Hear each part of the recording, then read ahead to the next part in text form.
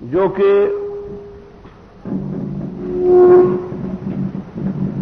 भगवान श्री कृष्ण के सभी नामों में प्रमुख है।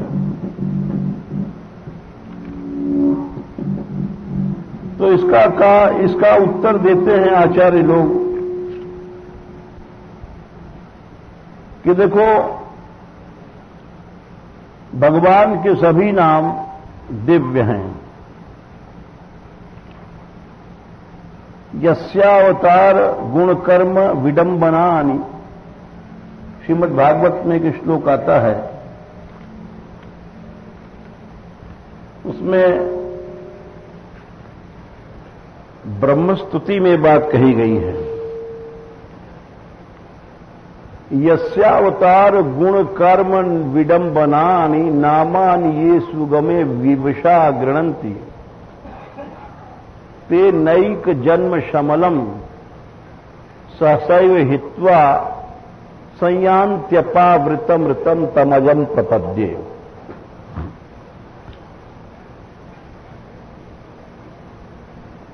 ब्रह्मा जी कहते हैं कि जिन भगवान का नाम चाहे अवतार सूचक हो, गुण सूचक हो या कर्म यानी लीला सूचक हो,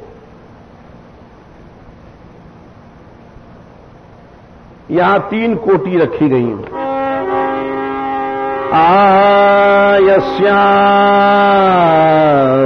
यस्यावतार गुण कर्म विडंबनानि नामानि ये सुगमे विवशा गृणन्ति तेनैक जन्म शमलं सहसैव हित्वा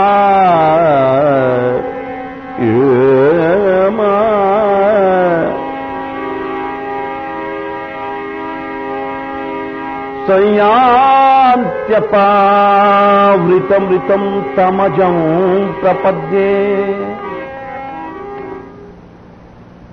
चाहे अवतार संबंधी नाम हो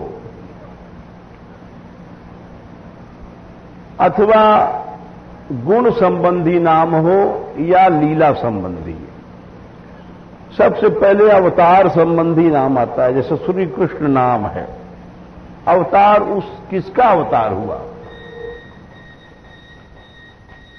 अवतार जिसका होता है, हमारा तुम्हारा तो नहीं होगा, हम लोग तो कर्म में बंधे हुए हैं। अवतार हुआ कृष्णावतार। बोले क्यों? बोले कृष्णावतार माने क्या हुआ? बोले कृषिर भूवाचकः शब्दः अणस्य निर्वृत्तिवाचकः उभयोरैक्यम परम ब्रह्म कृष्ण इत्यभिधीयते। कृष्ण, कृष्ण के माने क्या है? कृषि धातु है, धातु से कोई शब्द बनता है। यद्यपि सभी नाम अनादि हैं, जैसे राम नाम है वो रम धातु से बना, वैसे कृष्ण धातु है, वो सत्तावाचक नाम है। भू सत्तायाम कृषि भूवाचक। अनंत विश्व जिसकी सत्ता से टिक रहा है उसको कृष्ण कहते हैं। और वर्णा निर्वृत्ति आनंद, यानी सत्ता और आनंद मिल करके कृष्ण हुआ। अनंत ब्रह्मांडों में जिसकी सत्ता है, जिसकी सत्ता के बिना किसी की सत्ता नहीं है, और जो अनंत आनंद का एकमात्र पुंजीभूत पिंडीभूत समूह स्वरूप है, वो है कृष्ण। तो अवतार भी उसी का होगा जिसकी सत्ता है, तो अवतारवाचक नाम हुआ। गुणवाचक नाम होते हैं, जैसे प्रभु दीन दयाल हैं, बड़े कृपालु हैं, ये गुण की बातें हैं, बड़ी दया करते हैं, बड़ी कृपा करते हैं, ये गुणवाचक नाम हुए। कर्म माने लीलावाचक, जैसे गोवर्धन धरण है, गिरिराज धारण करते हैं, काली दमन है, रासेश्वर है, रास लीला करते हैं, तो ये सब लीलावाची जो नाम हैं। तो ब्रह्मा जी कहते हैं कि नाम में कोई भेद नहीं समझो, वो अपराध लग जाएगा तुमको। कोई भी नाम है, गुणवाचक है, अवतारवाचक है या लीलावाचक है, कोई भी नाम है। अरे गुण कर्म तो छोड़ दो, नाम तो चाहे उल्टा ले लो, नाम में कोई नियम नहीं है। उल्टा नाम जगत जपत जग जाना, वाल्मीकि भय ब्रह्म समाना। नाम के विषय में तो यहां तक कहा है, विनय व दीक्षा विप्रेंद्र, और विनय पुरुष चरण्याम विनय ही, विनय व मुद्रा प्रयोगे न जप मात्रेण सिद्धिदा। अगस्त संहिता आदि में कहा गया कि नाम के विषय में कोई दीक्षा विक्षा की जरूरत नहीं है, पुरुष चरण की जरूरत नहीं है। नाम तो सीधा लो, उल्टा लो, कोई भी नियम नहीं, कैसे भी ले लो, अशौच अवस्था में लो, शौच अवस्था में लो। तो जब उल्टा ले लो, सीधा ले लो, कुछ भी ले लो,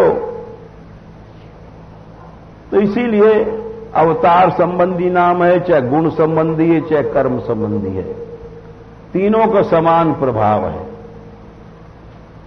यस्यावतार गुण कर्म विडंबनानि नामानि, जो इन नामों को बहुवचन दिया, कोई भी नाम है, भगवान के अनंत नाम है। असुगमे में प्राण छोड़ते समय विवश होके भी लेते हैं, श्रद्धा से नहीं, प्रेम से नहीं। जैसे गोस्वामी तुलसीदास जी ने कहा कि भाव कुभाव अनख आलसहु, नाम जपत मंगल दिशि दसहु। भाव से ले लो नाम, कुभाव से ले लो। कुभाव से जैसे गाली दे रहे हैं, अरे बेटी के बाप राम, तेने पानी नहीं बरसायो, नाश कर दियो, रेड़ कर दियो। ऐसे बहुत से ब्रजवासी क्यों करते हम, भिक्षा जाते जब सुनते। अब वो बेटी के बाप कहो और हमें चाहे कछु कहो, वो रुस्या के ले रहा है। अरे राम जी तेरो नाश जइयो, हमारो छोरा मार दियो। काऊ को छोरा मर गयो तो राम को ही कह रहे हो नाश कर दो। तो कुभाव से लिया उसने, अनखनाए के लिया। बड़ा क्रूर है भगवान। भाव कुभाव अनख आलस, आलस में लिया। जैसे कहा कि चलो, जैसे किसी से कह दो भाई थोड़ा काम करना, बेटा ये काम कर ला। जैसे आश्रम में, अरे महाराज थोड़ा सा सेवा काम करना, अरे सेवा करना, राम राम राम राम। अब ये राम राम क्यों निकल रहा है? आलस में राम राम राम। अब हाथ उठाना पड़ेगा, पांव उठाना पड़ेगा।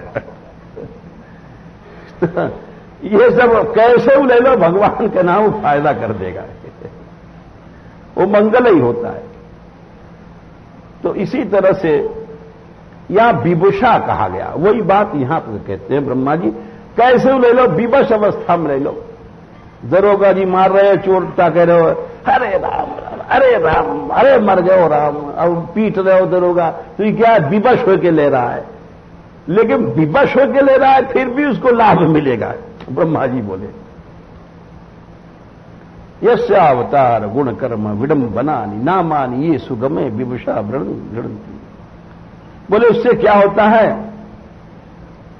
ते नैक जन्म शमलम, एक जन्म नहीं करोड़ों जन्म का जो शमल पाप है उसको छोड़ देता है, वो नष्ट हो जाता है। कैसे? नहीं तो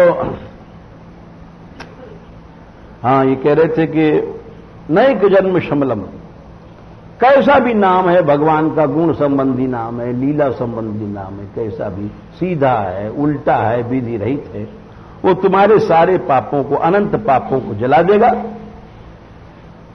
और वहीं पहुंचाएगा जहां शुद्ध नाम लेने वाला पहुंचता है, भाव से लेने वाला पहुंचता है, चाहे को भाव से।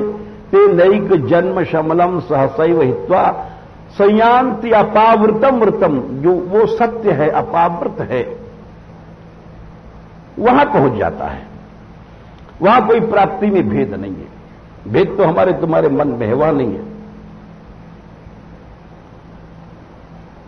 पहली बात तो यह है, अगर कोई सोचे कृष्ण नाम क्यों नहीं दिया गया, तो उसका उत्तर ये हो गया कि कृष्ण नाम हो, चाहे वो लीला संबंधी मधुसूदन नाम हो, चाहे गुण संबंधी भक्तवत्सल है, नाम सब बराबर, तुम्हें वही फल मिलेगा। तो कृष्ण नहीं कहा तो कोई बात नहीं, तो फिर मधुसूदन ही क्यों कहा? अरे कृष्ण की जगह वासुदेव कहते, गोपाल कहते, गोविंद कहते, गोपीकांत कहते, राधाकांत कहते, राधानाथ कहते। बोले मधुसूदन एक विशेष कारण से कहा,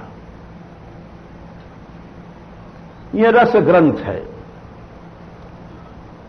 और रस ग्रंथ में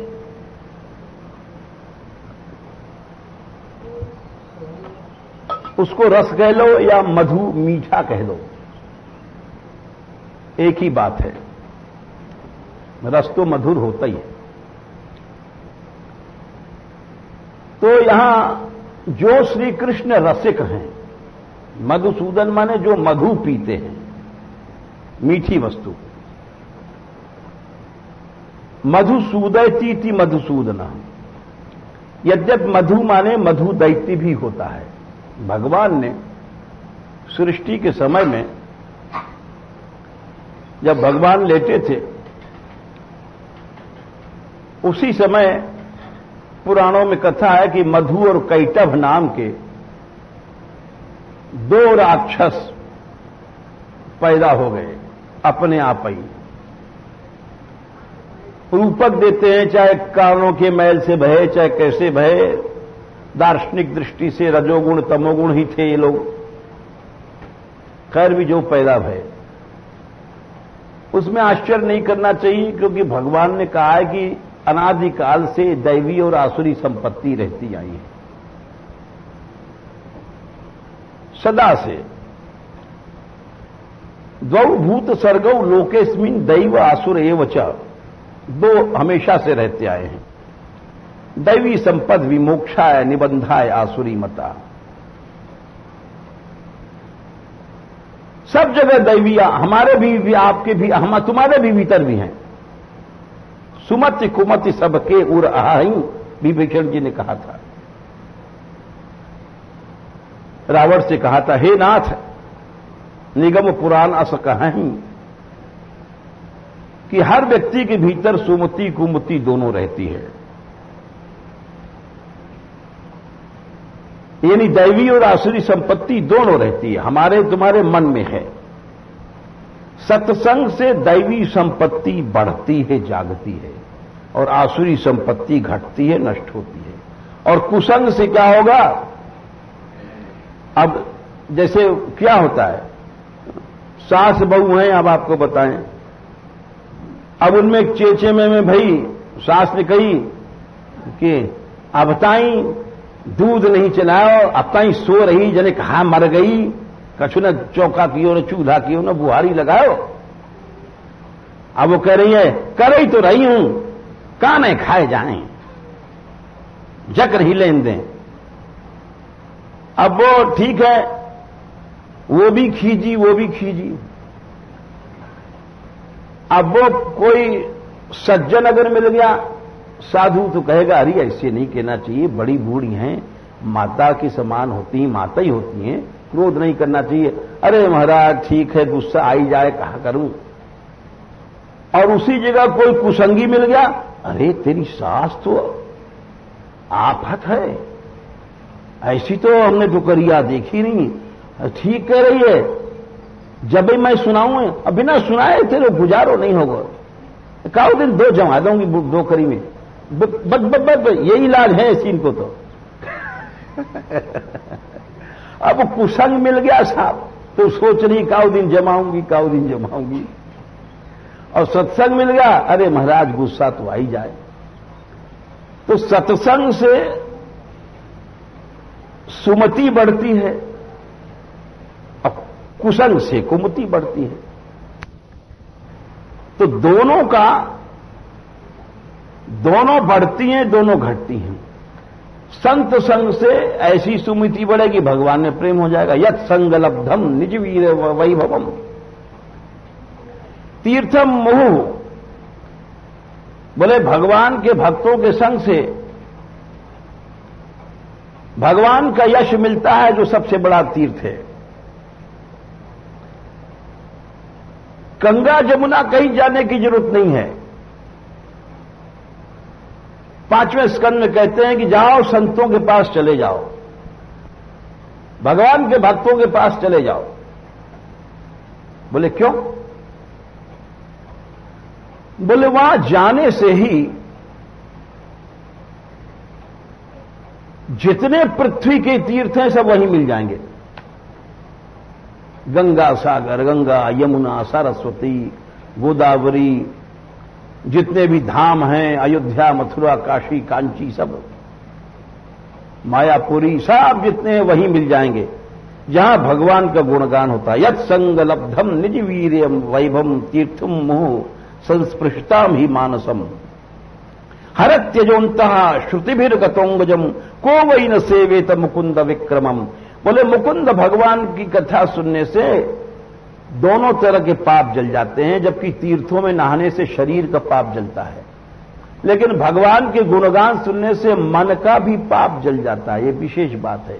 ये सब तीर्थों से बड़े हैं भगवान की कथा। इसीलिए सूरदास जी ने लिखा था, हरि हरि हरि हरि सुमिरन करो, हरि हरि हरि हरि चरणारविंद चित धरो, गंगा सिंधु सरस्वतियां वे गोदावरी विदंबन लावे, सर्वतीर्थ को बासा कहां, सूर हरि कथा होवे जहां। हे हरि हरि हरि हरि सुमिरन करो, हरि चरणारविंद चित धरो। सूरदास जी कहते हैं सब गंगा यमुना सरस्वती सब, सूरदास जी लेकर रहे हैं, श्रीमद् भागवत का श्लोक है कि जाओ भगवान के भक्तों के पास जहां भगवत गुणगान होता है, वहां सब पृथ्वी के तीर्थ आ जाएंगे।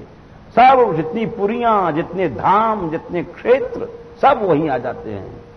यत् संग लब्धम निज वीर वैभवम तीर्थम मुहु संस्पृशताम ही मानसम हरत्यजोन्त श्रुतिभिर्गतोंगजम को वै न सेवेत मुकुंद विक्रमम। ऐसी भगवान की विक्रम बने कथा को कौन नहीं सुनेगा?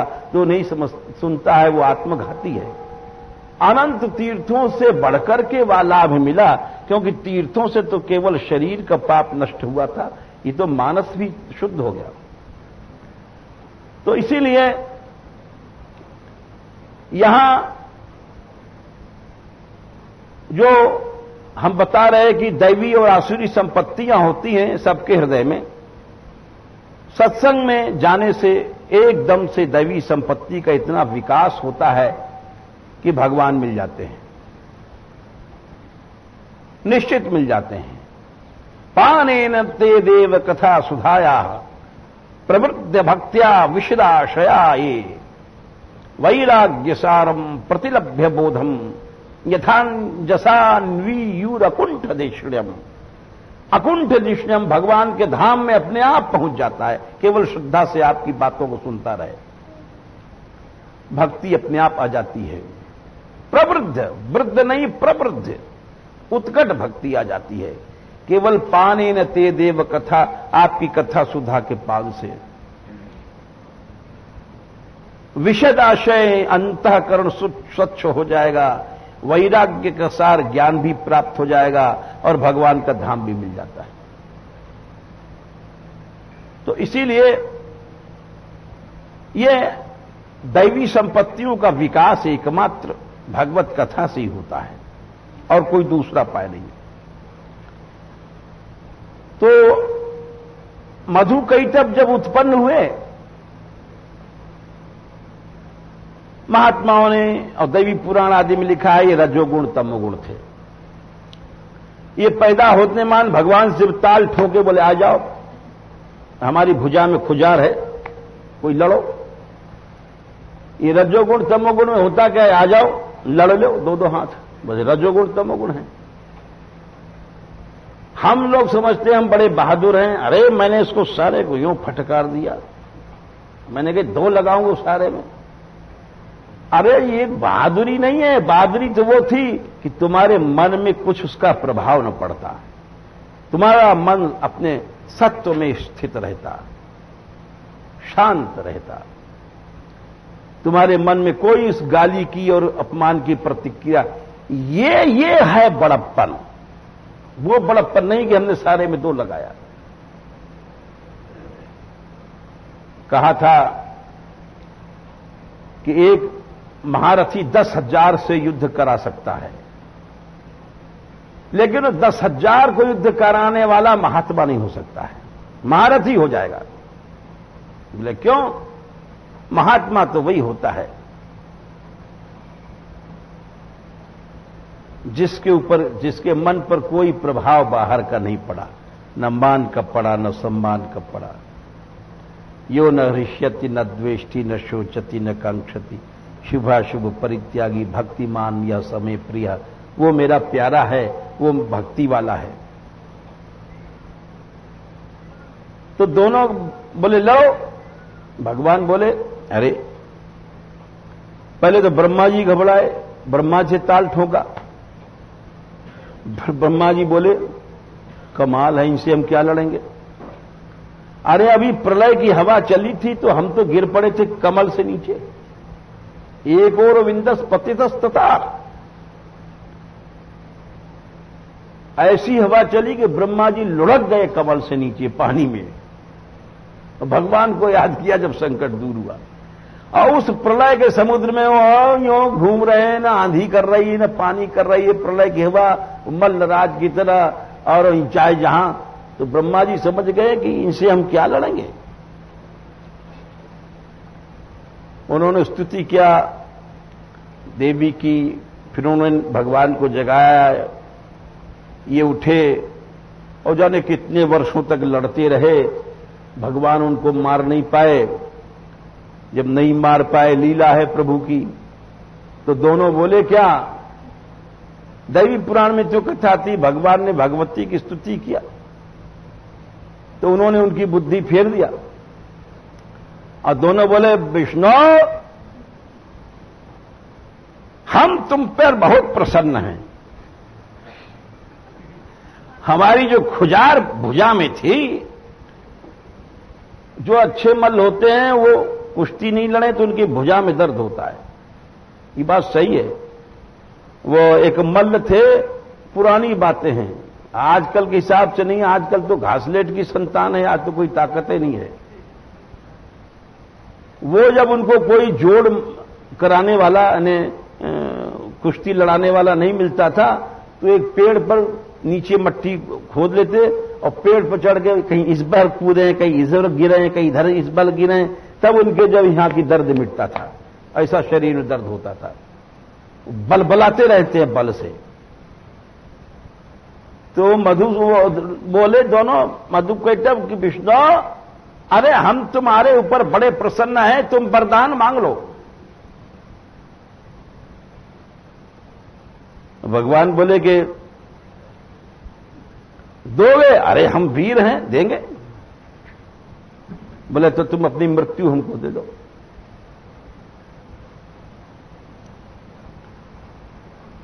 अब भगवती ने बुद्धि फेर रखी है। बोले अच्छा तो एक शर्त पर देंगे, जहां सूखा नहीं हो, गीला नहीं हो, आकाश नहीं हो, पाताल नहीं हो, कुछ नहीं हो, तो वहां तुम हमको मारो। तो बुद्धि उनकी फिर गई थी, जैसे कुंभकर्ण की फिर गई। बोले 6 महीने सोऊं तो एक दिन जागूं।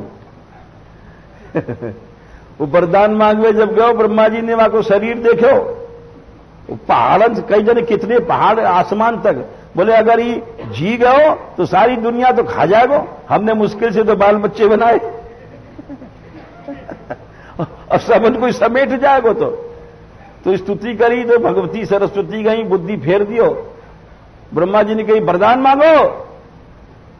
बोले पितामह 6 महीना नींद और 1 दिन जागूंगा, बस एवं मस्तु वैसे बुद्धि फिर गई तो उन्होंने कहा वहां मारो, तो भगवान ने अपनी जांग पर रख लियो।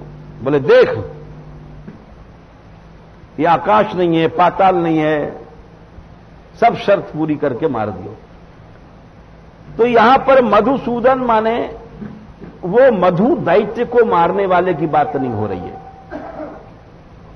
और जितने आचार्यों ने, टीकाकारों ने अर्थ किया है वो यही किया है। बोले ये यहां पर मधुसूदन माने है कि मधु क्या है? रस। और जो श्री कृष्ण रसिक शिरोमणि हैं, रस रूप हैं, रस का आस्वादन करने वाले हैं, रस देने वाले हैं, रस लेने वाले हैं, वे श्री कृष्ण। ये इस कारण से मधुसूदन नाम पड़ा।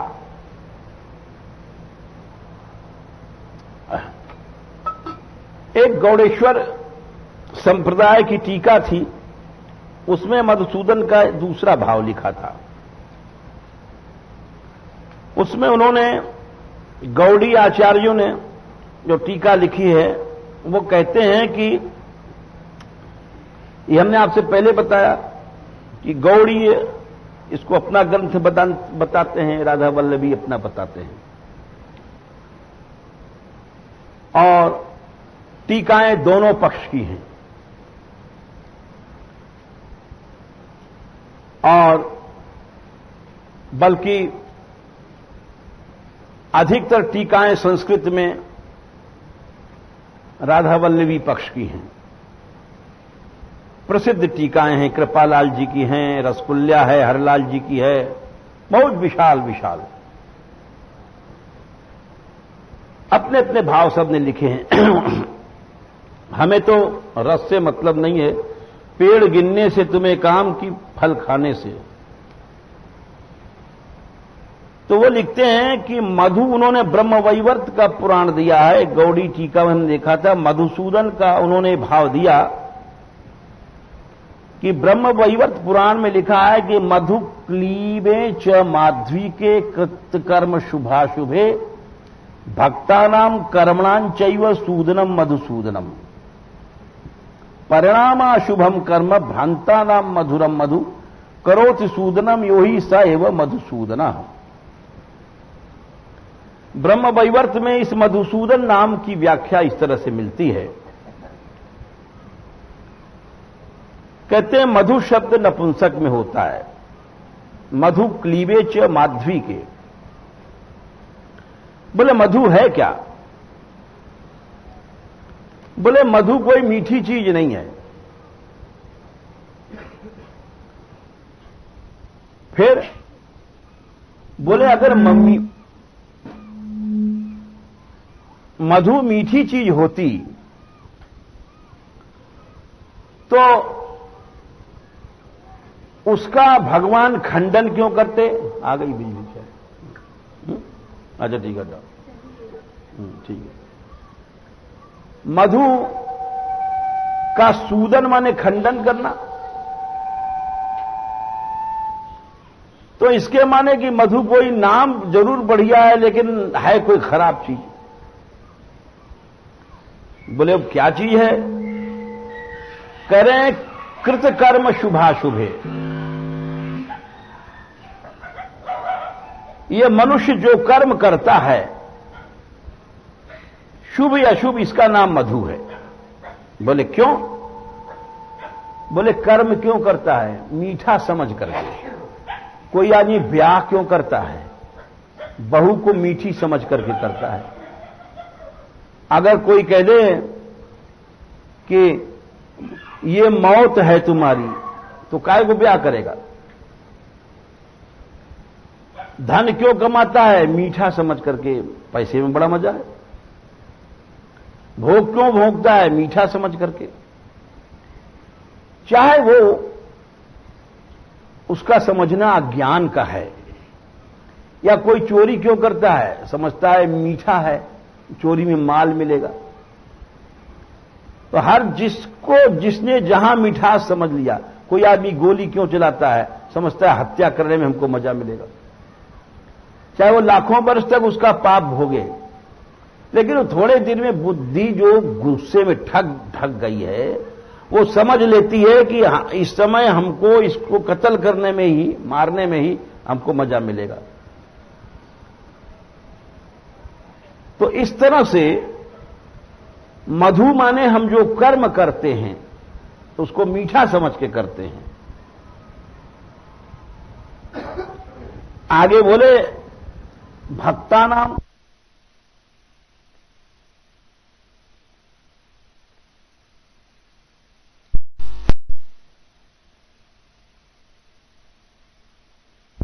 सबको नष्ट कर देते हैं। क्यों? कर्म ही बंधन है। यदि कर्मों का नाश नहीं होगा तो हम लोग कर्मों में बंधे हुए हैं, मुक्त कैसे होंगे? तो भगवान भक्तों के सारे कर्मों को नष्ट कर देते हैं, इसीलिए उनका नाम मधुसूदन है। परिणामाशुभम कर्म भ्रांता नाम मधुरम मधु। बोले क्यों नष्ट करते हैं? कि परिणाम में अशुभ मिलेगा। चाहे तुम कितना भोग लो, कितना पैसा कमा लो, नरक को ही जाओगे। दुनिया की कोई ताकत तुमको बचा नहीं सकती है। जो भोगी है, संग्रही है, उसकी अवश्य दुर्गति होनी है, परिणाम उसका बुरा होगा। भगवान इसलिए नष्ट करते हैं। परिणाम अशुभम कर्म भ्रांता नाम मधुरम मधु।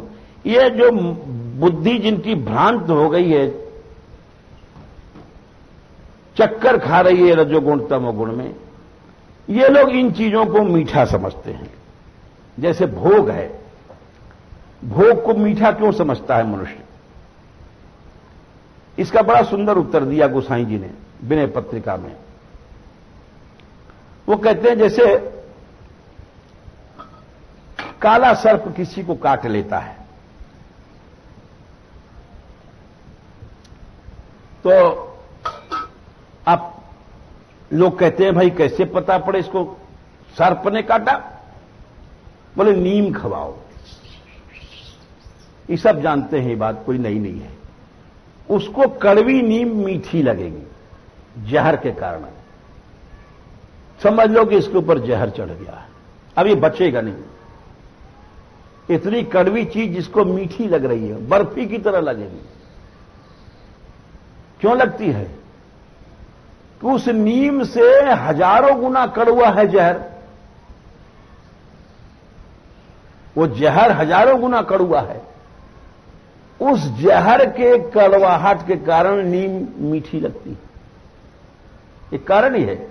अभी आप हर्र खा लो, हर्र खा करके खारा पानी पियोगे तभी मीठा लगेगा। तो ये जितना भी कड़वापन खारापन है, ये मीठा लगता है। अब जैसे किसी कुआं का मान लो बहुत खारा पानी है, उसको आप मीठा करना चाहते हैं तो कोई कठिन काम नहीं है। तमाम आंवले की लकड़ी तोड़ करके उसको रख दीजिए, उस कुआं में घुसा दीजिए ऊपर कुछ दिन तक, और उसके बाद उठा लो, पानी मीठा हो जाएगा, निश्चित मीठा हो जाएगा। तो वैसे ही ये सारा जो संसार है, गोसाई जी लिखते हैं कि जब इसने मनुष्य के ऊपर ये जो जहर चढ़ा, कैसा जहर था? रजोगुण तमोगुण का। तो उस जहर के कारण ये जो मलमूत्र के भोग मीठे लगने लग गए। ये स्त्री है, ये पुरुष है, यानी उसके अंदर प्रेम नहीं। अगर प्रेम होता तो ये विषय उसको मीठे नहीं लगते। मधुसूदन शब्द का ये अर्थ गौड़ी आचार्यों ने किया है ब्रह्मवैवर्त पुराण का प्रमाण देकर के। कहते हैं कि भगवान इसीलिए मधु उस कर्म का नाश कर देते हैं जब उसको भक्ति रस देते हैं, और विषय मीठे को लगते हैं, ये गोसाई जी ने बताया। अरे मैं तो जानी, हाँ मैं तो जानी हरिपद रत्नाही, मैं तो जानी। मुझे पता है कि मेरा राम में प्रेम नहीं है, क्योंकि लड़ुआ पूड़ी सब विषय अच्छे लगते हैं, मान सम्मान पैसा धिला जब तक अच्छे लगते हैं, भगवान में प्रेम नहीं है, निश्चित बात है। गोसाई जी कहते हैं मैं तो जानी, मैं तो जानी हरिपद रत्नाही, मैं तो जानी हरिपद। सपने हूं नहीं विराग मन माही, ये सपने हूं नहीं विराग मन माही। हे मैं तो जानी हरिपद रत्नाही।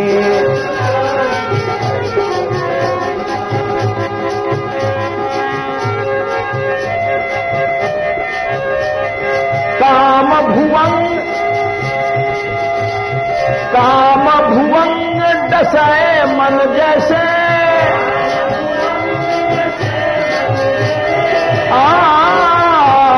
विषम अरे विषय नीम कटुला गए तैसे।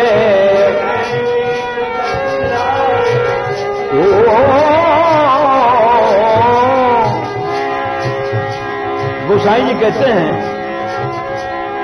ये काम रूपी महान सर्प है, ये काला सर्प है, इसने जीव को काट रखा है,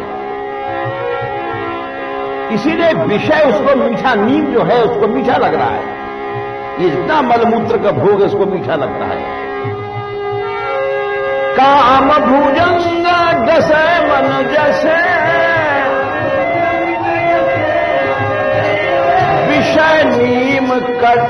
विषय नीम नहीं कटुला, विषय नीम कटुला गए न तैसे। मैं तो जानी हरिपद रत्नाही, मैं तो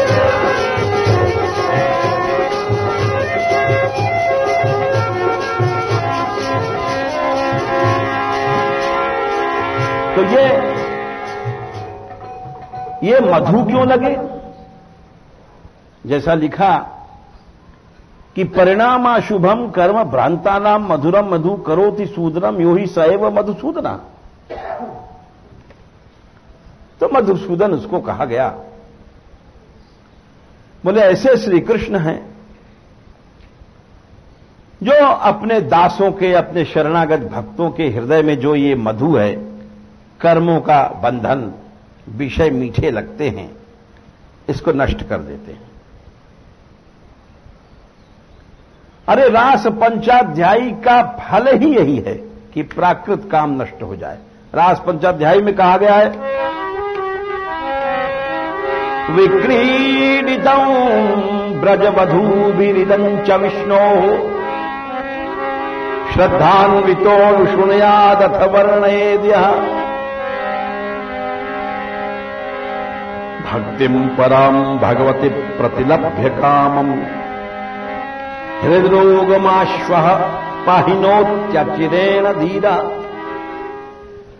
भगवान की जो लीला है ब्रजबधू गोपियों के साथ नृत्य गान, बोले इसको जो सुनता है, जो कहता है, उसको परा भक्ति मिलती है रसमयी, और जो ये काम रूपी हृदय रोग है नष्ट हो जाता है। हृदय का जो रोग काम है ये जीवित नहीं रहेगा, नष्ट हो जाएगा भगवान की रसमयी लीला गाने से।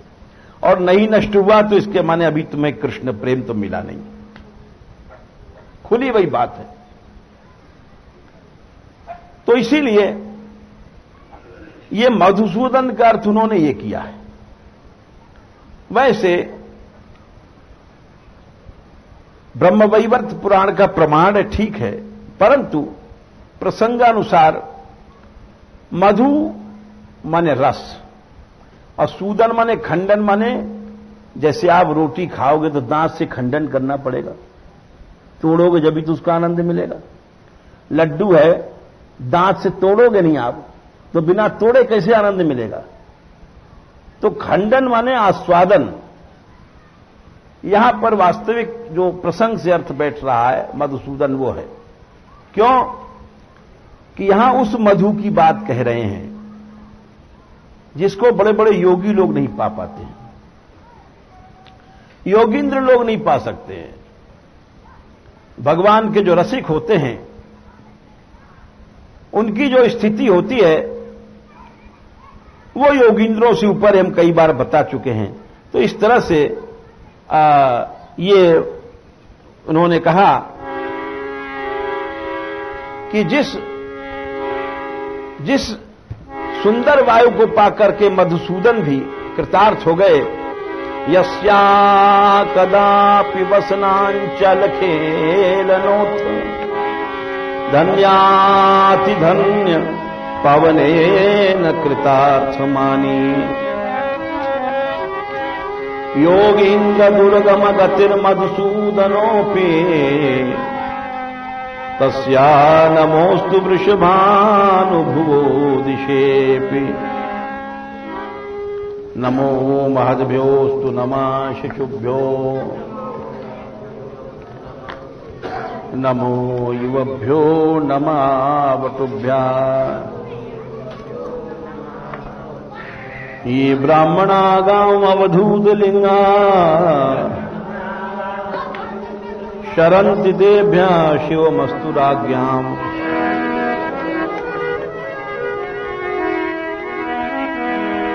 हरे हरये नमः कृष्ण यादवाय नमः।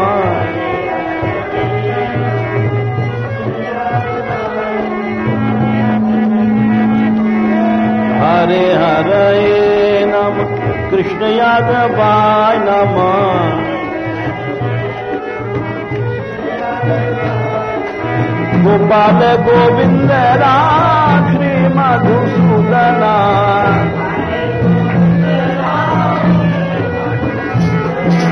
गोपाल गोविंद राम श्री मधुसूदना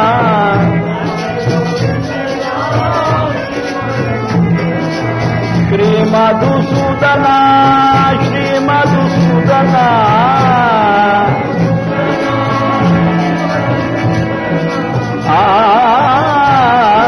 गोपाल गोविंद राम श्री मधुसूदना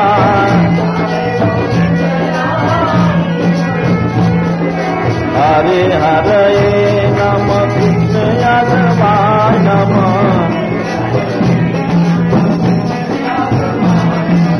हरे हरे नमः कृष्ण यादवाय नमः।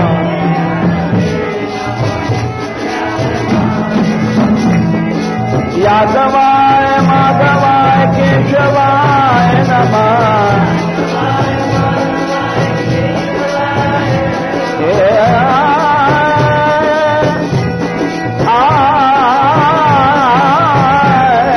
यादवाय माधवाय केशवाय नमः।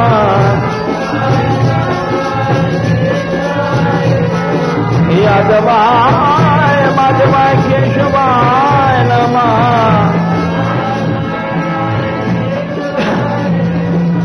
गिरधारी गोपीनाथ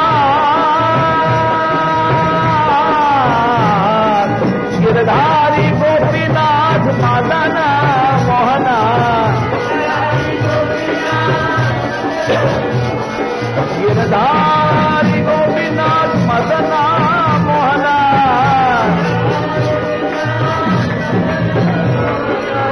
मदन मोहन प्रभु मदन मोहना